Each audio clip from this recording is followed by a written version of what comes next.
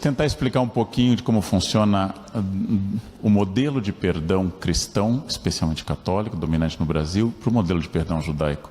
O modelo de perdão judaico tem de dois tipos. Os pecados cometidos contra Deus, você pede perdão a Deus. Os pecados cometidos contra o irmão, contra o próximo, a ele. Mas tem dias específicos, como os senhores e as senhoras sabem bem melhor do que eu. Na tradição católica, os pecados são perdoados incessantemente através do padre, independente do seu tamanho, e não precisam do perdão do irmão. Então, só para dar um exemplo trágico, se Hitler, de família católica, um pouquinho antes do seu fim, a 30 de abril de 45, tivesse procurado um padre e tivesse dito: matei 6 milhões de judeus, 20 milhões de russos, matei uns 55 milhões de pessoas na Segunda Guerra, mas foi mal. Eu acho que foi terrível, eu estou arrependido. E o arrependimento fosse sincero, um padre fizesse sobre ele um sinal da cruz, e em 45 em latim, ego te absolvo, in nomine Patri, ele estaria tocando harpa com Madre Teresa no céu. Enquanto que no judaísmo, ele precisaria pedir perdão às pessoas que ofendeu também. Então, isso é uma diferença. O perdão católico é dado incessantemente, 70 vezes 7, que na tradição cabalística tem um significado específico, 490, segundo uma ordem do Novo Testamento. O que significa isso? A culpa entre protestantes que não têm a confissão e entre judeus que têm um dia de Yom Kippur, ela é maior do que entre católicos. Porque entre católicos eu posso pedir incessantemente perdão a Deus e Ele concede esse perdão incessantemente. Desde que existe aquela condição, que é um dos 7 pedidos do Pai Nosso, uma techuvá, um princípio judaico de volta, de retorno teológico à graça.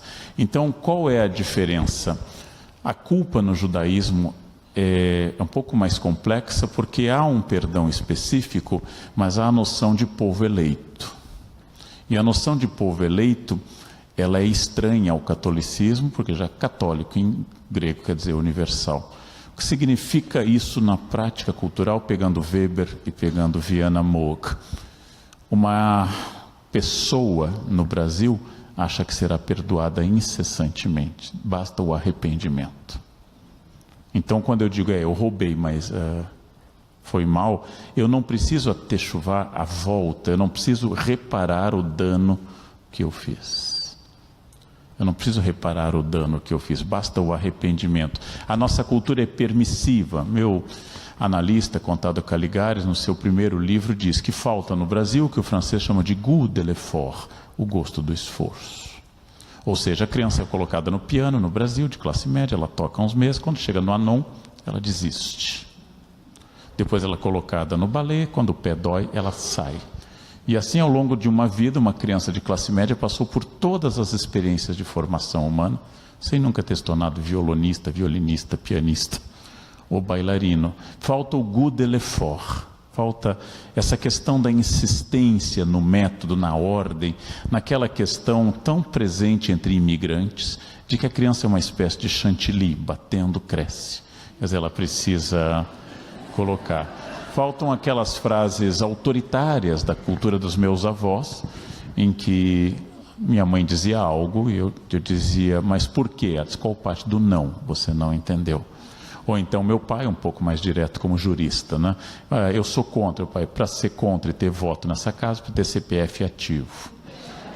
Então, não tendo CPF ativo, tendo uma situação que meu pai gentilmente chamava de parasitária, você não tem direito ao voto. Como na época não havia trauma infantil, não tinha trauma infantil, a gente achava isso natural, porque o Estado batia, eles batiam.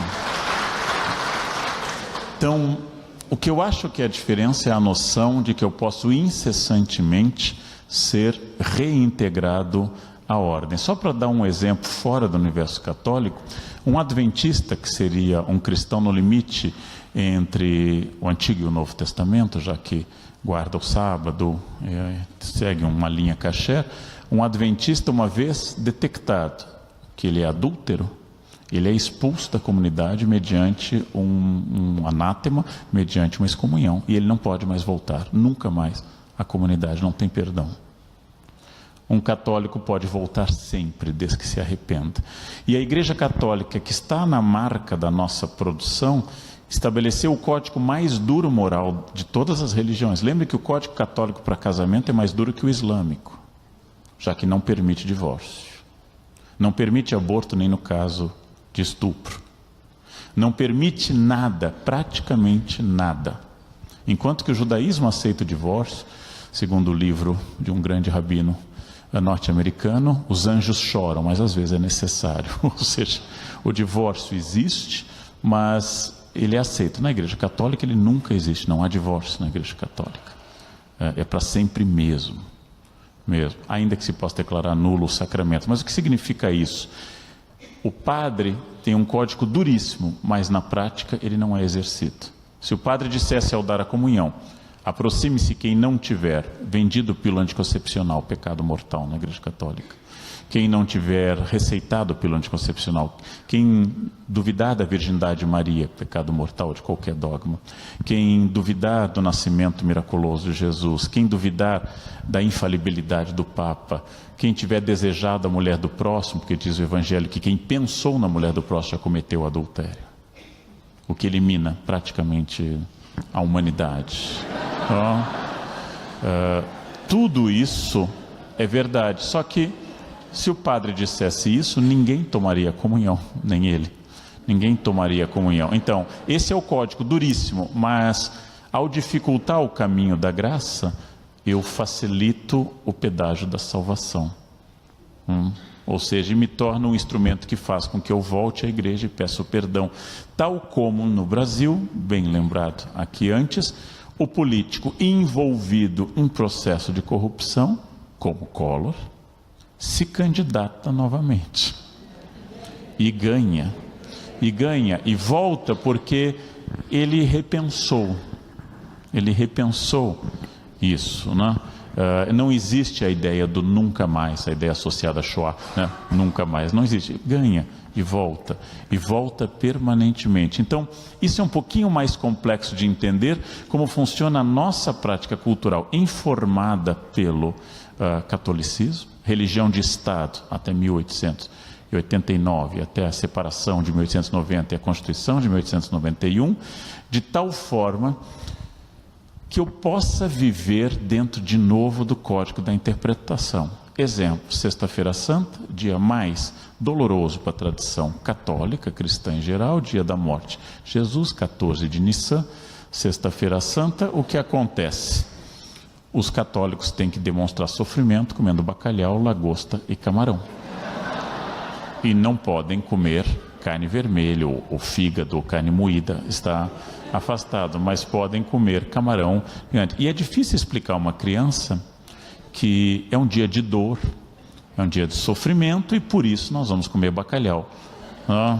É difícil isso, porque marca essa passagem que é totalmente distinta de outra percepção e, acima de tudo, da negociação que o católico faz na nossa tradição. Acabei de escrever um livro sobre santos, que será lançado na livraria Cultura, do Pedro, que a negociação que o santo possibilita. Eu posso colocar Santo Antônio de ponta cabeça, eu posso retirar o menino Jesus dele, que ele entra em desespero, eu posso afogá-lo, congelá-lo no freezer. Se imaginem pegar uma menorá, por exemplo, e castigá-la enquanto não me atende, né?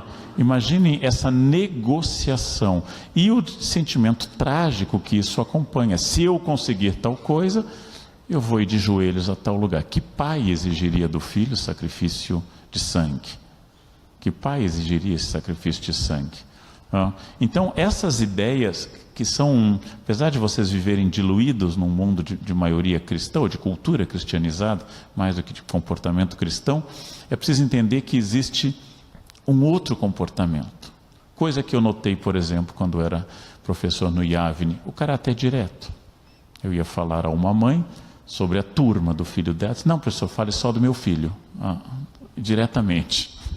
O caráter direto, o caráter objetivo, sem uma quer dizer, esse é o meu interesse. E, curiosamente, com um sentimento de comunidade muito mais forte do que em outras escolas, com um sentimento de coletivo muito mais forte do que outras escolas. Ora, qual é a diferença? Se eu pertenço a um povo eleito, eu estou consagrado para sempre. Eu sou o povo eleito. Significa que eu não preciso lutar exatamente pela minha salvação e nem estabelecer uma teologia específica sobre céu e inferno, muito fracas no judaísmo. Uma elaboração sobre o que acontece após.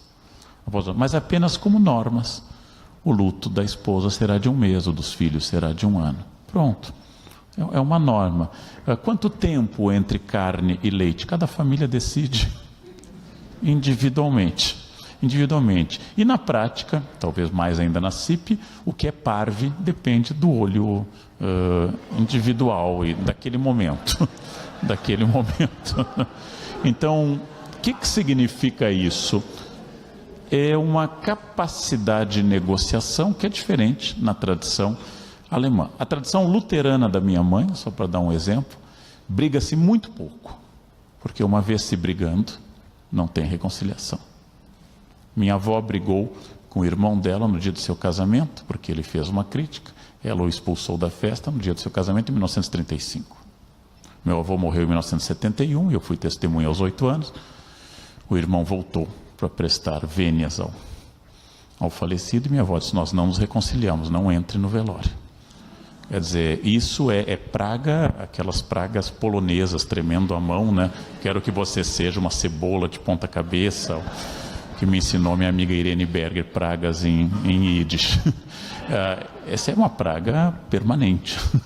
E não se briga muito, ao contrário de um italiano que briga muito, porque a reconciliação é quase automática.